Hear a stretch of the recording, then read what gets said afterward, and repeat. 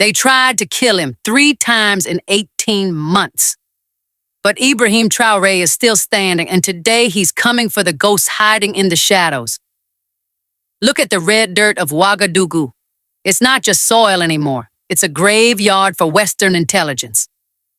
While the mainstream media feeds you lies about instability, the truth is much more terrifying for the global elite. The Paris Cartel has lost its grip.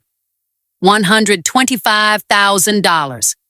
That is the pathetic price the enemies of Africa paid to buy the souls of our own brothers to trigger a midnight bloodbath.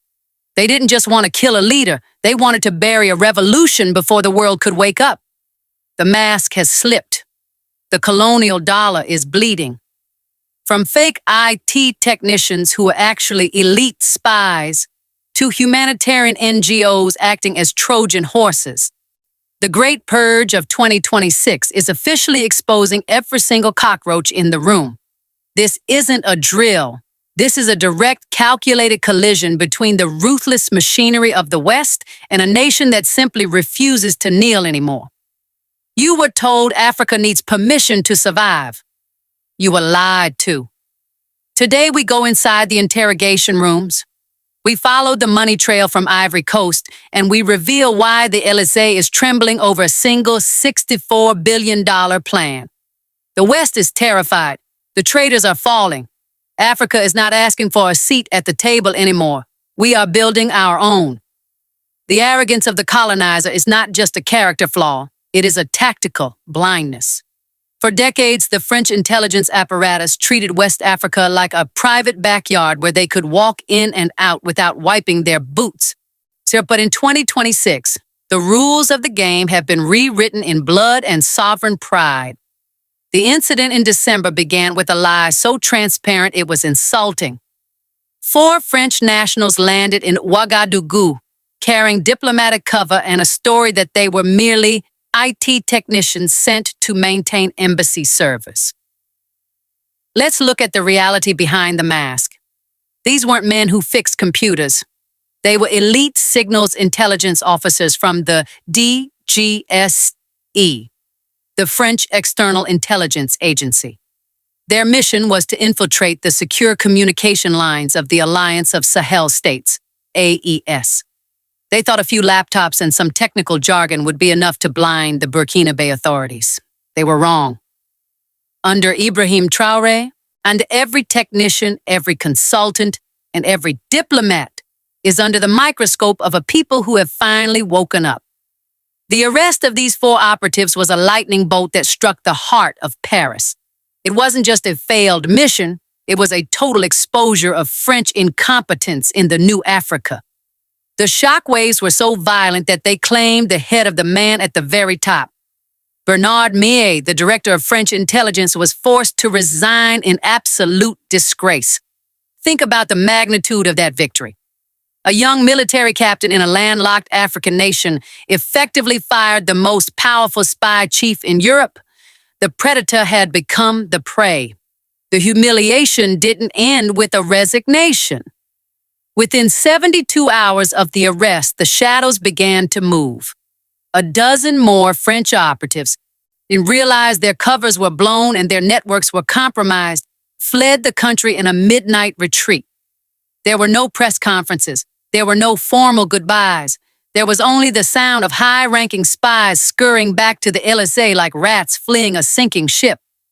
France was eventually forced to admit the truth. Their technicians were indeed spies. The message was clear. The era of the French playground is over. But as the foreign spies fled, they left behind something far more dangerous, a trail of digital breadcrumbs and bank transfers leading straight to the offices of our own neighbors. The Paris Cartel knew they couldn't win from the outside anymore. They needed a knife that was already inside the house. And they found it in the one place every Pan-Africanist fears: the brothers who are willing to sell their soil for a French visa. To understand the full scale of the war against Burkina Faso, we must look at the map of West Africa through a lens of blood and betrayal. Ibrahim Traoré is not just fighting a ghost in Paris. He is fighting a hydra whose heads are positioned right across his own borders. For decades, the Pan-African dream has been haunted by a recurring nightmare: the use of African soil to destroy African sovereignty. Look closely at the southern borders. Ivory Coast, Benin, Togo. These are not just sovereign nations. In 2026, their political elites have become the regional middle managers for a fading European empire. While Traore and the Alliance of Sahel States, AES, are breaking their chains, the leaders in these coastal states are tightening theirs, turning their countries into launch pads for destabilization. Security Minister Sana was not speaking in riddles when he addressed the nation. He explicitly named the coordinates of the treason. The $125,000 intended to fund the midnight bloodbath in Ouagadougou was traced back to bank accounts in Abidjan, Ivory Coast. The tactical plans were not drawn in a desert tent. They were orchestrated from luxury hotels in Lomé, Togo. This is the sickening reality of the New World Order. The West no longer needs to send its own armies when it can hire an African neighbor to deliver the death blow. But why? Why would these nations allow themselves to be used as attack dogs for the Paris Cartel?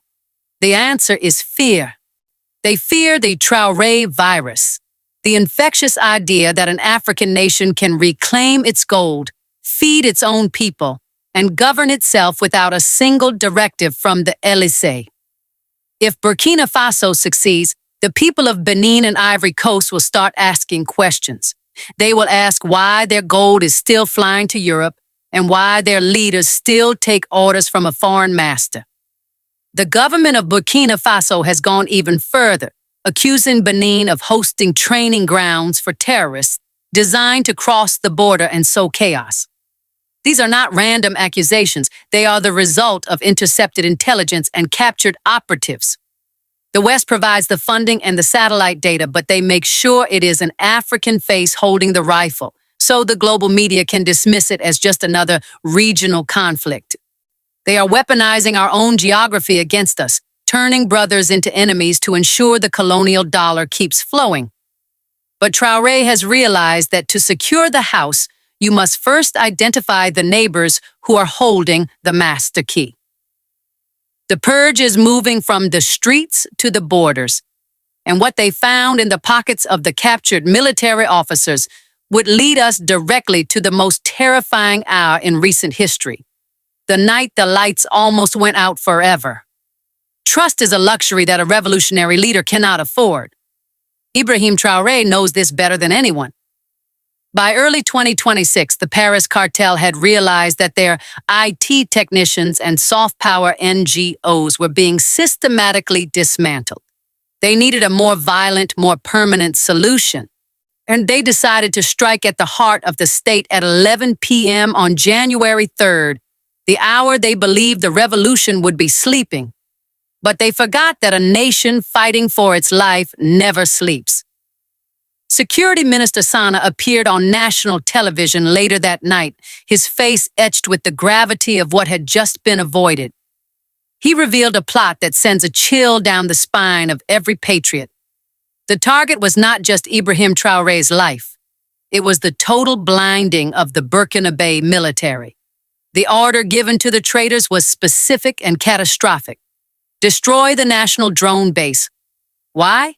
Because the drone network is the eyes in the sky that has allowed the patriotic forces to reclaim territory from terrorist proxies. Without those eyes, the border would be wide open for a foreign military intervention that was already positioned and waiting. The profile of the traitors is a study in the psychology of greed. Major Joanny Compaoré and Lieutenant Abdul Aziz Barry, men who had risen through the ranks of the National Army, men who were trusted with the highest security secrets of the land. These were not strangers. These were brothers who shared the same uniform, yet they were willing to bathe the streets of Ouagadougou in blood for a mere $125,000. Think about that. The price of a nation's future, the cost of a leader's life, sold for the price of a luxury villa in a neighboring capitale. The intelligence services had been tracking the money trail from Abidjan for months. They watched as the encrypted messages moved from Togo to the hideouts in Burkina Faso. And when the clock struck 11 p.m., the assassins weren't met with an empty palace. They were met with the cold steel of the elite guard who were waiting for them in the dark. 9 suspects were apprehended in the first wave. The money, the weapons, and the direct orders from former President Damiba, who sits comfortably in exile as a puppet of the West, were all seized as evidence. This was the ultimate test of the revolution. If the drones had been destroyed, if the president had fallen, Burkina Faso would have been dragged back 50 years into the dark ages of Western-controlled chaos.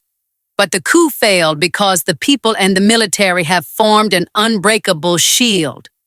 The physical war was won that night, but the shadows have another weapon, one that doesn't use bullets, but uses the very language of goodness to poison the mind of the masses. The most dangerous poison is the one delivered with a smile and a promise of aid. For decades, the West has mastered the art of soft war, using non-governmental organizations as a front for deep state espionage. They don't always need to send a battalion of soldiers. Sometimes they just send a team of researchers with clipboards, high-resolution cameras, and unlimited satellite phones. In October 2025, Ibrahim Traoré's intelligence services stopped observing and started arresting. They targeted a Netherlands-based organization known as INSO, the International NGO Safety Organization. To the outside world, INSO claimed to be a neutral body providing safety data for aid workers. But the evidence seized told a much darker story. Among the 8 individuals arrested were foreign nationals caught acting as direct intelligence assets against the state of Burkina Faso. They weren't just documenting security. They were mapping the movement of the Burkina Faso army, identifying the exact locations of supply lines, and gathering psychological profiles of local leaders to identify who could be bribed next. This is the NGO trap. They come into our communities promising clean water and human rights, but they are actually digging a grave for our national sovereignty. Think about the psychological devastation of this strategy. While the hard-working farmers of the Sahel are waking up at dawn to build a self-sufficient nation, these humanitarians are sitting in air-conditioned offices, taking dark money from foreign intelligence agencies to create chaos. And they sponsor fake protests, fund civil society groups that only exist to criticize the government, and write biased reports that Western media outlets like France 24 or the BBC quote to justify international sanctions. They are the Trojan horses of the 21st century, modern-day gravediggers who smile at the poor while handing the keys of the nation back to the oppressors. Traoré's decision to arrest these operatives was a shock to the global system. For years, these NGOs enjoyed total immunity, protected by the fear that if a government touched them, foreign aid would be cut off. Traoré called their bluff. He proved that the dignity of Burkina Faso is not for sale, and that no amount of aid is worth the price of national betrayal. Then he dragged these agents into the blinding light of day and called them exactly what they are, agents of imperialist embassies. The West is panicking because their most effective weapon is being neutralized. They realize that Traoré is not just cleaning the streets, he is purifying the entire structure of the nation. But there is a reason why they are launching 4 massive intelligence operations in 18 months. It isn't just about the spies or the soldiers. It is about an economic revolution that is about to bankrupt the colonial system forever. The West does not fear a man with a gun. They fear a man with a plan. By March 2026, Ibrahim Traoré crossed a red line that the Paris Cartel simply cannot forgive. He launched a staggering $64 billion national development plan, a sovereign blueprint spanning from 2026 to 2030, designed to transform a nation that the world was conditioned to view as permanently poor. This is not a request for a loan from the IMF. This is not a begging bowl extended to the World Bank where the money always comes with invisible chains and arrogant demands. This is a fortress built on the absolute conviction that the vast wealth of Burkina Faso belongs exclusively to the Burkinabe people. Let's look at the mathematics of liberation. Traoré is not just building roads. He is building long stretches of paved infrastructure where there was only red dust, connecting the Sahel to new markets. He is constructing massive water storage and modern aquaculture facilities to shatter the historical cycle of drought that the West used as a tool for control. But the most dangerous move, the one that has the Élysée in a state of panic, is his ruthless restructuring of the mining sector. For generations, the formula was simple. Foreign corporations dug up the gold, paid a fraction of taxes to a corrupt elite, and flew the wealth back to London, Paris, or Toronto. Traoré stepped in and smashed that formula. He demanded fair contracts and local processing plants, ensuring that the gold extracted from the soil builds the nation above it. When you disrupt the flow of billions of dollars in stolen wealth, you don't just get an angry diplomatic letter, you get a target on your back. They send spies and fund assassins because they know that if Burkina Faso succeeds in this $64 billion experiment, the neo-colonial economic model across the entire continent will violently collapse. But the revolution has already moved into the kitchens and the fields of the ordinary man. In his recent address, Traoré announced a victory that was once unimaginable. Complete food self-sufficiency achieved in 2025. For decades, the West weaponized food. They flooded African markets with subsidized European grain to destroy local farmers and create a cycle of dependency. Then, when famine hit, they sent NGOs with cameras to take poverty-porn photos of our children to raise money for their own administrative salaries. Hunger was a geopolitical leash. Traoré took a sword and cut that leash permanently. By empowering farmers and reclaiming territory from terrorists, he proved that a sovereign nation can feed itself without asking for permission. The West is terrified because Burkina Faso is proving that an African nation can thrive without their assistance. They are trying to sabotage the development plan, they are trying to bomb the agricultural fields, and they are trying to break the spirit of a sovereign army because they know the domino effect is coming. If the people of the Congo, Nigeria, or Ivory Coast look at this victory and demand the same absolute sovereignty, the global empire will lose its most profitable mine. The Great Purge is not just about catching traitors, it is about protecting the fortress of our future. And as the traitors fall, we must prepare for the final stage of this awakening. The Great Purge of 2026 is not just a cleaning of the house. It is a signifier for a continent that has been waiting in the dark for over 60 years. The Ibrahim Traoré is no longer just a man in a red beret. He has become a living vessel for the undeniable destiny of a truly free Africa. When he stands at the podium and calls out the imperialist embassies by name, he is not just speaking to the press. He is speaking with the voice of Thomas Sankara, Patrice Lumumba, and the millions of ghosts who never had the chance to fight back. Their blood was never forgotten by the universe. It was simply waiting for a leader with the steely resolve to say, "No more." The Paris Cartel truly believed that with enough dirty money, orchestrated chaos, and fake humanitarian aid, they could forever buy the soul of the Sahel. They underestimated the power of a people who have finally remembered who they are. You cannot buy a man whose belly is full of his own grain. And you cannot bribe a soldier who sees his president as a shield rather than a master. The fear that once paralyzed our ancestors has evaporated, and when the fear is gone, the empire is nothing but a paper tiger. The $64 billion development plan and the return to food self-sufficiency are the absolute proof that God and history are finally shielding the righteous. But this revolution is not confined to the borders of Burkina Faso. It is a global ritual of solidarity. To the son of the African diaspora sitting in Chicago, London, or Paris, who sends his hard-earned money home while facing discrimination in the West, this is your victory too. The physical chains of the past have been replaced by the invisible chains of espionage and debt, but Traoré is showing the world that those chains are an illusion. Every time a traitor is exposed, a link in that invisible chain snaps. We are witnessing a divine resurrection of African dignity.